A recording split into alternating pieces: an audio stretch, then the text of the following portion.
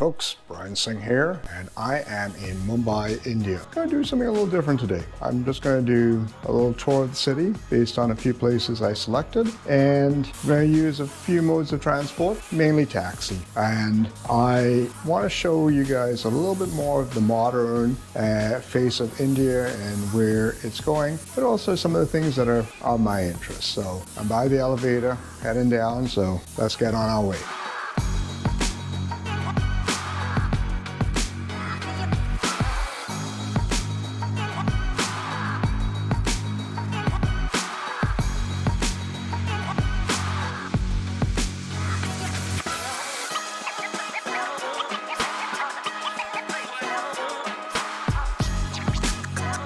For my first stop on the day, it is going to be at Antilia, the Ambani mansion. And my first mode of transport is using these great taxis. They are yellow and black. And the one great feature about them, if you look right ahead there, is a meter. And one of the joys of using them is you don't need to negotiate prices on everything or have to use an app. This has been a feature that has been in Mumbai for many years, and it really does establish a lot of trust with you and the taxi system here, and it works really well.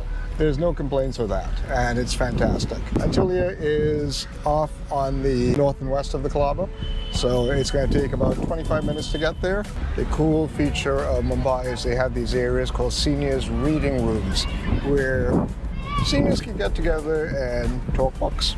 They are quite popular in most of the areas in South Bombay here, and you can find them adjacent to parks quite often.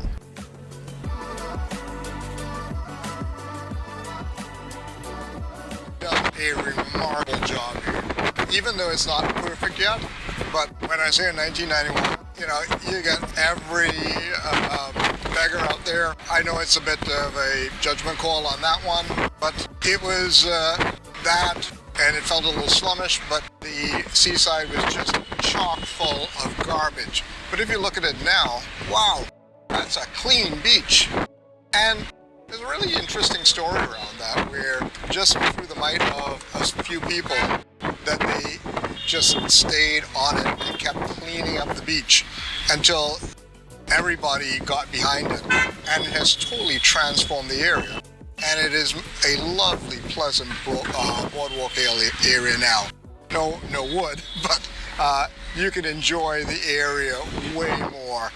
They seem to have controlled a little bit of the homeless population, even though, it's hard to say, where and when these people should have access to public spaces, but it's a lot more pleasant for visitors to come to Mumbai and enjoy the seaside. Looking around, the graffiti is very cool. They managed to paint under the overpass here, and it's quite a beautiful sight. Very good use of urban graffiti. The area that the Ambani mansion is in is quite an exclusive neighborhood now in Mumbai, and there are some very luxurious buildings going up. Straight ahead is a very large apartment building. Look at this next, those balconies. And there it is, coming up on it right now.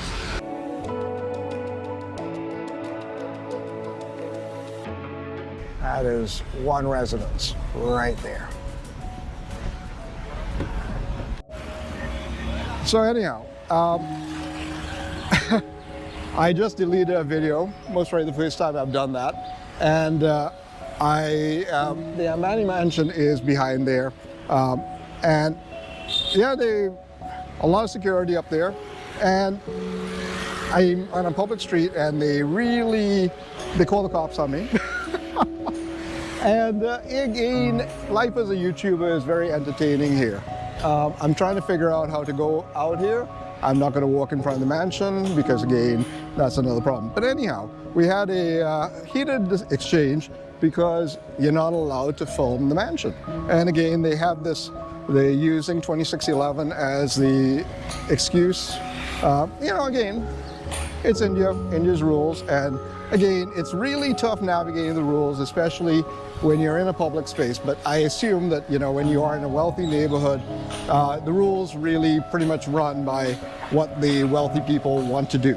I'm gonna just see if I can get a side-on shot because to give you what it is. But this is a mansion that's now valued at 4.3 million. It's over 65,000 square feet. It's 27 stories high, and it is. They reside on the top 6 floors, and it's really an emphasis of how India does operate on some levels. It's very challenging, because again, as I talk about in my videos, there are many rules, and there are many rules that don't apply to people. But if you want to get a good view of the mansion, let's zoom in here. That's it. I'm not getting any security on it, and it is next to another tower, and the top 6 floors up here, that's where they live. There's actually a snow-making machine in there. It's quite incredible. Nature of the beast. Again, I try to figure things out, and I'm trying to understand a lot of this. And as much as people say, I'm in India and I should follow the rules, I am trying to figure out what the rules are. There is no clear codification of what these things are. It's pretty much made up on the moment, because again, he couldn't show me a policy, but they do have the might of the police behind them. So they're saying that I had to get some sort of YouTube permission to film this. So much for documenting the Ambani mansion, but I got a good story out of it. What the hell? When you have a lot of money, there are different rules for them. And, the Ambanis do have a lot of money, and, rightfully so. They work very hard. They have quite a dynasty here. And like a lot of people helping shape the face of India, they've taken a lot of risk, and they put a lot of capital, and they've done a lot of wonderful things to update this country. I will respect that till the end of time. But again, I could appreciate some rules on the security. Anyhow, so I'm just walking through this neighborhood, checking out the various towers, and I'm going to move on to the next venue soon. Quite some high rises as I'm walking through here. This is quite the fancy location.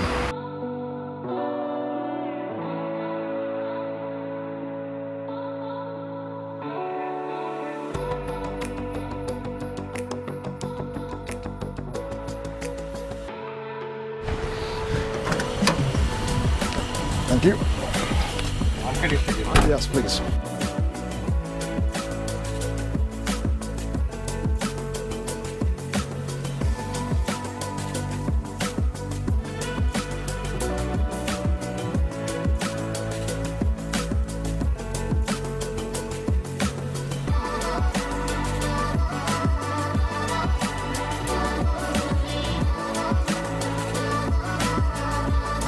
We have the Mumbai transit system. This is the Western Railway there. Very modern.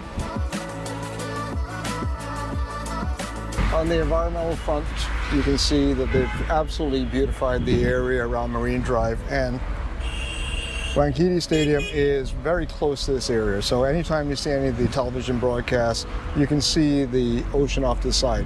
But one thing I want to emphasize is there's still a lot of smog in the air.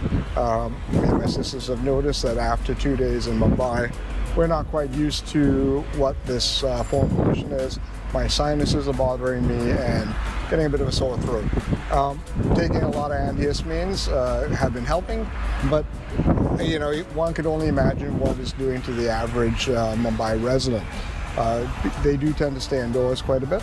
When I was here in 1991, it was not as much as this, but Mumbai has grown dramatically. It is one of the biggest cities in the world, and it's an ecosystem unto itself. And it really is working really fast and really positively to resolve a lot of the issues around some of the slums. The amount of slums are a lot less. The prevalent smell of garbage and sewage is almost completely gone.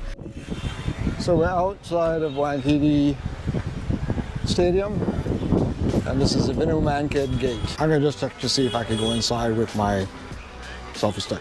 So one of the things that when you are going to a cricket ground in India, you have to show your ID.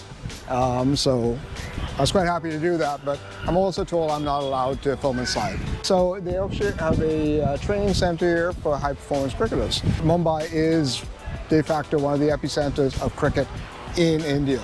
If you could make it here in Mumbai, you're going to make it on the Indian cricket team.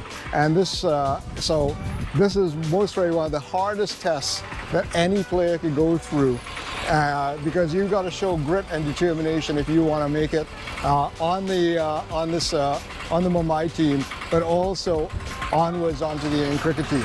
This is most probably one of the most competitive markets for cricket in the world. Wankhede Stadium, it was opened in 1975, and the West Indies played the inaugural test match here. And that was a test in which Clive Lloyd made his highest test score, 242 not out, and West Indies won that test and test series, which was a classic test series, 2-1. It was also the series that Andy Roberts came into prominence, and this is when Clive Lloyd started to work towards developing the pace bowling attack. So in some regards, this is a very pivotal point in cricket history. But one of my favorite achievements here, like him or hate him, Monty Panesar, very easy to make fun of, but he had one of the most stellar performances of his career here, where he took 11 wickets, and in that series in 2012-2013 between England and India, England won that test series 2-1. Anyhow, I'm going to go on to the other cricket stadium, which is actually nearby. Actually, there's a great opportunity to show you what the boardwalk looks like outside here on Marine Drive. There's a lot of these small concrete structures that are interlaced here to reinforce the wall and to keep the sea action away from the overall boardwalk area here. But this area, not gonna lie, was disgusting in 1991. Truly, and but also you just could not walk around here without being asked for some sort of service or trying to be sold some sort of trinket. It was quite frustrating, to be quite honest, as a traveler. Some of the oddities included guys offering to clean your ears, and that's quite weird, I'm not gonna lie. Hey, this is kind of cool. They have the Victorian Gothic and Art Deco ensembles. We're going to check out some of those along the way. And they have that all built in here quite nicely. Just a reminder that, you know, they are getting very sophisticated in their tourism marketing. And again, a lot of the tourism here in India is primarily domestic first and foremost. And foreigners are always welcome, but in terms of some of the welcome that foreigners receive, sure, there's a lot of very good, positive things, but also when it comes down to, if you are a content creator, you're going to find a few things about how welcome people are about that. It's great to be here and to witness this miraculous transformation of something that was so decrepit 30 years ago into something that's become a jewel of the city. So you can see here the Brabourne Stadium at the Cricket Club of India is directly adjacent to all of these magnificent Art Deco structures that are lining along Marine Drive. And this is actually one of the great reasons why you should come out here. It is just like South Beach, Miami. Maybe a little bit, well, maybe just as hot, who knows. Check out that, the Ambassador Hotel. That must have been a classic in its day. And look at this beautiful outside of this diner. Such a gorgeous design. Art Deco fans, this is a mini slice of paradise if you're into this sort of architecture. And even check out this old school gas station. So much fun. It's delightful that they are maintaining the integrity of these buildings. So we're coming up on the Brabourne Stadium. Take a look inside from the outside. Again, it's got some of those Art Deco features. It's quite fascinating. And Let's see if we could find the entrance to it. Members only entrance in here. So I'm gonna just walk around to the front because again, that's just gonna lead to another confrontation. Oh my word, Gaylord. This still exists. This is one of the preeminent North Indian cuisine restaurants of India. When I was here in 1991, I actually dined there. Of course, you know, young gay boy, gonna check out a place called Gaylord, of course, you know. But, you know, funny thing, back in that era, you know, we were traveling with the Spartacus guide, and just to not arouse suspicion, I literally charted all the pages of the places I was planning to travel to. And in India, they cited Gaylord restaurant as one of the places that, you know, the gay men frequented back in that time. Maybe it had something to do with the name. But at 27, I was none the wiser. I checked it out, and not to say I met any gay people there, but I had a lovely meal, maybe a bit rich for my liking these days. But nonetheless, it's good to see that certain stalwart places have maintained their reputation and standing, and that you can come back and you can check these places out. One of the local of many street food areas around Mumbai. Hey, there's even Art Deco buildings within the stadium. So I'm right outside now. The Cricket Club of India, the Brabourne Stadium. The first team to play a test match on this ground was the West Indies, and that was in the 1948-49 tour. And in that test match, West Indies in the first innings amounted 629 for 7.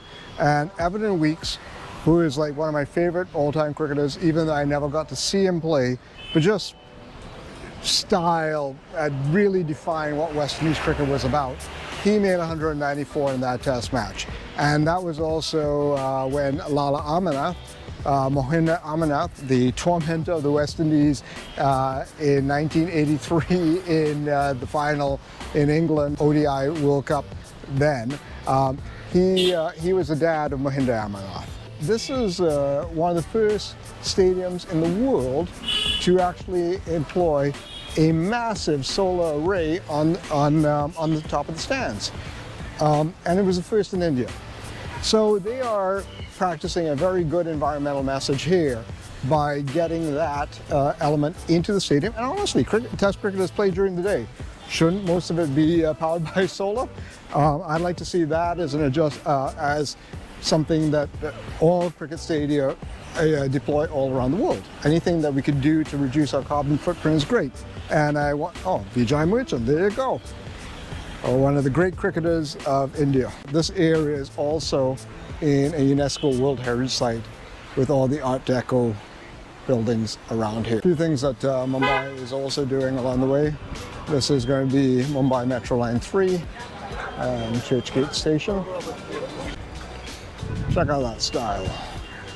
On the side towards Marine Drive, this area I'm walking on right now, it leads directly to the Maidan Oval and the other set of monuments on the east side of that oval. So we're headed there right now. Here you can see what some of the rules are related to the use of these buildings and how they've codified them. And you can see that they have a 99-year lease. So these buildings are still the property of the government. Here you see Rajesh Mansion. It is part of that ensemble. Just beautiful style. And I love that font. So cool. And Maidan Oval, a lot of people seem to walk straight through it because on either side, there are cricket games going on right now. One thing, as I said, this is undisputedly the cricket capital of the world when it comes down to how much cricket is integrated into the fabric of society. It's like nothing else. You know, just have so many young players who leave their families from all across India to come here, and they're playing on grounds like this. Again, proving themselves And if you manage to make it through the Mumbai system, you know, it says a lot about your grit and determination.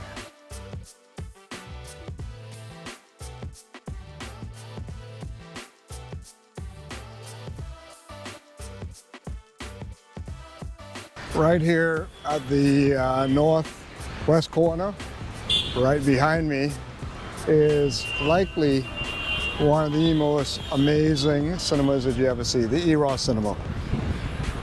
Here we're going to crop again on another curiosity of India, but it's also just how things get named here. They call their metros, they call their train system metros, and these walkways that go beneath the road subways. So in North America, they often refer to their metro as a subway.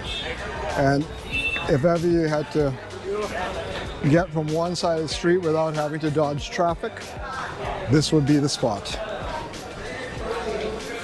And like every one of these passageways, always an opportunity for commerce. I'm going to take my risks and go over onto this side because ultimately that's where I want to go. One of the Victorian buildings here in the background, quite famously associated with the railway. You can see a very strong environmental message here on deep, clean drive throughout India. Look, it's going to take a long time. You know, we can talk a lot about climate action. And one thing that India and China are going to do is they're going to convert over to renewables at such a rate that they're going to become, well, China's already a world leader in this dimension. But when you're starting far back based on your colonial history, it's you got to look at it as saying, well, the institutional barriers to trying to get where you have to go is a lot. Hi there. Hi. And but when you get there, with all the things you learn from trying to overcome some of those institutional barriers, and also trade barriers. You know, India is very protectionist at the moment, but they are slowly liberalizing their trade policies, and that's good. And some of these things I get frustrated about, they will become secondary. But you know, India is coming into its own. They're becoming a nation where they are getting more confident in who they are and their identity. You know, sure, it's going to be teased with a lot of nationalism at this point, but they are getting there, and you can just see it around with when you look around in terms of how optimistic the youngsters are here. And we have one here, the chakra. Let's take a look at that. And this is in the Maidan Gardens, which is to the north side of the Maidan Oval. Ultimately, India is redefining itself on a new tech platform. The adoption of digital transactions is staggeringly high. Even, look here, you got a fruit vendor right outside, and she accepts Paytm right there. See? It's quite something, isn't it? You know, that adoption is amazing. You know, you see it also in East Africa. You know, Kenya was one of the pioneers of that with M-Pesa. So we tend to discount what is going on in the rest of the world and the innovation that people are going forth in. Even though there's still a high level of poverty in the country, you can see the changes and the impacts that they're making. You know, for good, but also there will be, like any of these major transformations, a lot of people who do get left behind. And it's always going to be a challenge to bring everybody along. And we'll see what happens here, especially in the rural areas. But in terms of all forms of progress, there are all going to be some negative repercussions and unintended consequences. One that we witness here is some of the health effects within the Indian population. But, you know, there is much better access to protein now, and we hope that Indian diets start to get reshaped based on how how well the government is able to get at some bit more positive messaging on that. Not to say that we have to rely upon government to do those things, watch it. But there is a bit of a, Indians, like I grew up with in a predominantly Indian household, but there's a paternalistic aspect to being Indian. Father knows best. So, it's no big surprise that, Indians do tend to be a lot more conservative. And, you can look at the Indians who have migrated to the U.S., the actual, their strongest association, will be many of them. If you made money, it's going to be with the Republican Party. And you also see it in Canada. And, you have Rishi Sunak, head of the Conservative Party in England. So, within the diaspora as well, some of these political beliefs are fairly well anchored. Every form of these paternalistic approaches to policy, there is an evolution to them. Hey, High Court, very cool. And check out the Gothic architecture on this. Whoa, gorgeous, quite something. Yeah, I'm not going in there with my selfie stick. That's all right. But I could see this magnificent Gothic architecture from the outside. I did manage to go to the summer home of the Raj in 1991 up in Shimla. While it was most probably not the best representation of what that Victorian style was, all the elements of what that Gothic style architecture from that colonial era were very evident. They actually didn't have any signs on it back in 1991. Quite something.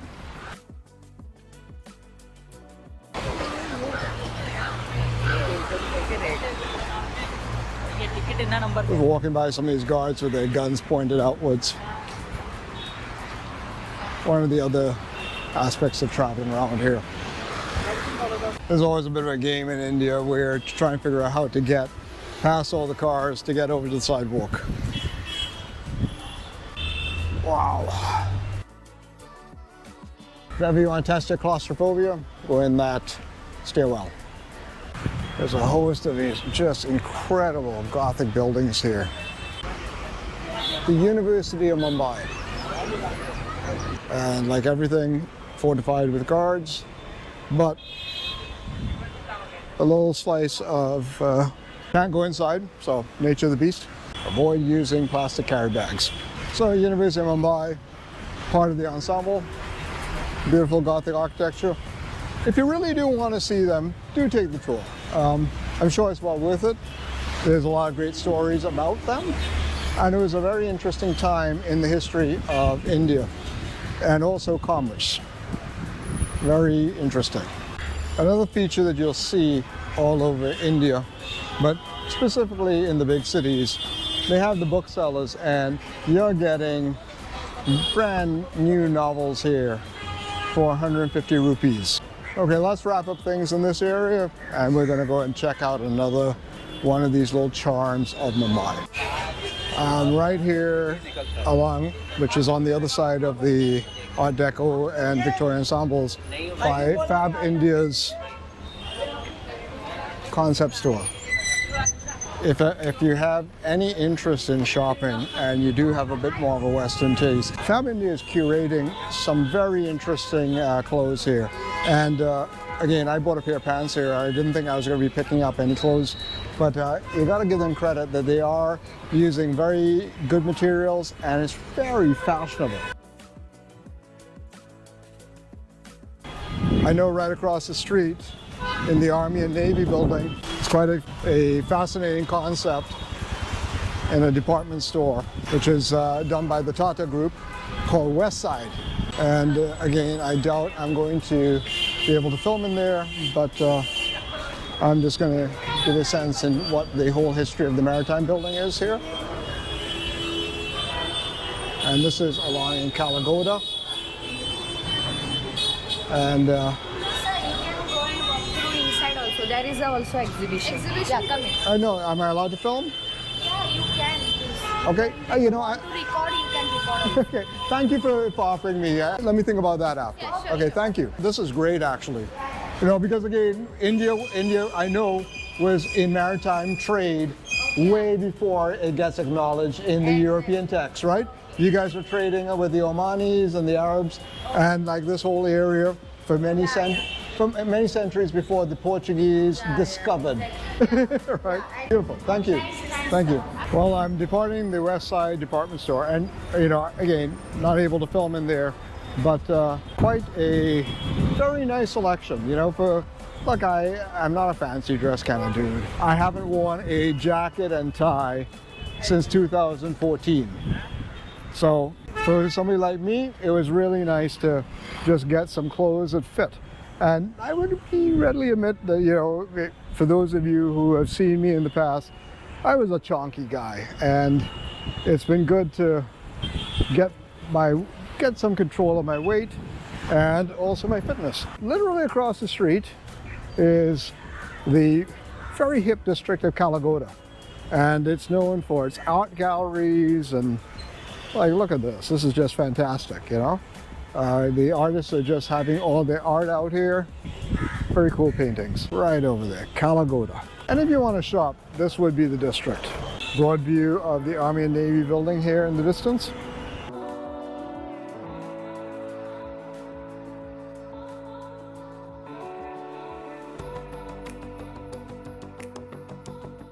But check out the architecture here. Holy crap. Look at that.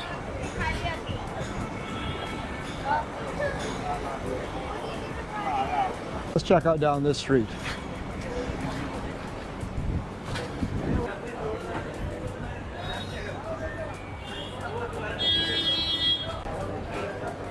Now I'm trying to figure that one out. Sandwicha.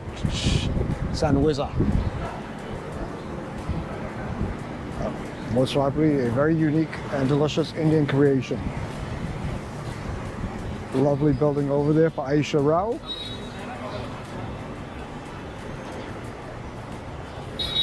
There you go, power lunch here in a plural. And that sign is very plural, I gotta say. And a few bollards over there and a gate, which is great because that way it could maintain this area as a pedestrian area.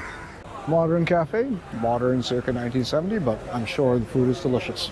For those who have been here to India before, you may have a sense of where I'm heading. It's not something that's really that special, but it's very special to Mumbai. And right behind me, again, you can't really film, is the Mumbai Stock Exchange. It's still the Bombay Stock Exchange, BSE, but it is the hub of what made Mumbai, Mumbai.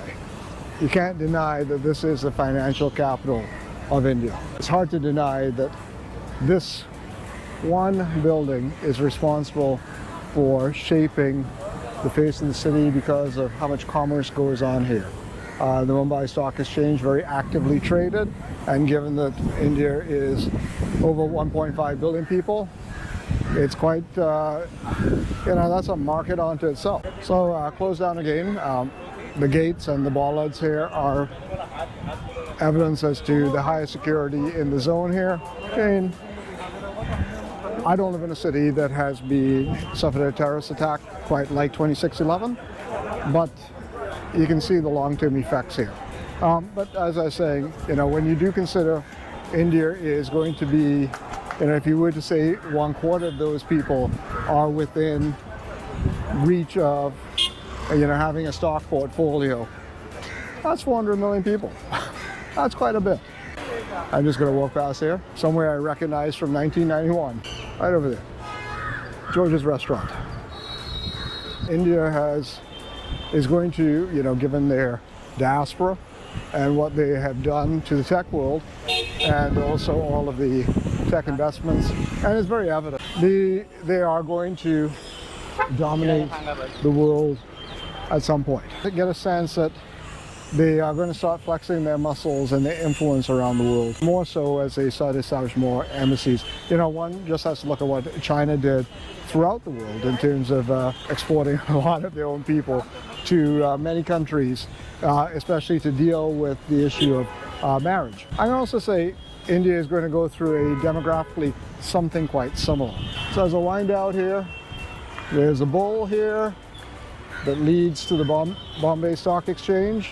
And out here in the delightful Kala Ghoda, I'm going to wrap up this walking tour here of the financial heart of India here in Mumbai. I hope you enjoyed it. I hope you tagged along for some of the excitement I experienced. You're also tagging along, like I'm working out the whole issue around what's secure and what isn't. Respect is utmost when you are traveling in another country. Even though it seems frustrating and you get into all sorts of tussles, it's something you do work out. Look, I'm here, I'm not in a police station. Who knows after this video gets released if somebody comes for me. Anyhow, folks, it's been a delight, and I hope that you have enjoyed this video. I'm going to keep traveling through India. I'm going to be trying to give my own spin on what some of the things I'm seeing and witnessing. Most I run into more trouble as I go along, but I'm out here, and I'm tasting the world. Okay, peace, guys.